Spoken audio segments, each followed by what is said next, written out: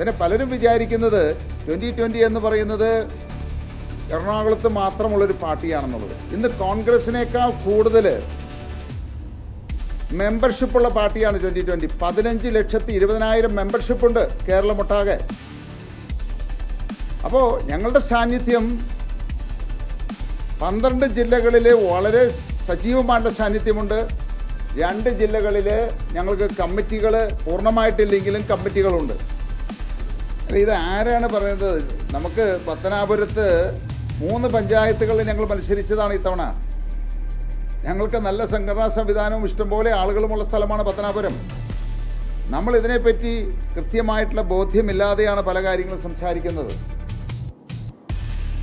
ഞങ്ങൾക്ക് ശക്തിയുള്ള സ്ഥലങ്ങളിൽ ആണ് ഞങ്ങൾ മത്സരിക്കുന്നത്. പിന്നെ ഇത് BJPക്ക് ശക്തിയുണ്ട് അല്ലെങ്കിൽ BDJSന് ശക്തിയുണ്ട്, അത് നോക്കിയല്ല ഞങ്ങൾ ഈ തവണ തീരുമാനിച്ചിരിക്കുന്നത്.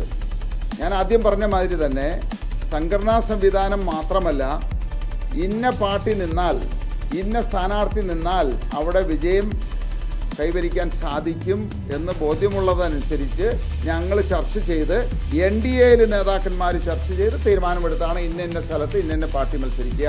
അപ്പോൾ ഈ തവണ പുതുതായിട്ട് വന്നിരിക്കുന്ന പല സഖ്യകക്ഷികൾക്ക് ഞങ്ങൾ ഇതിന് സീറ്റ് കൊടുത്തിട്ടുണ്ട്.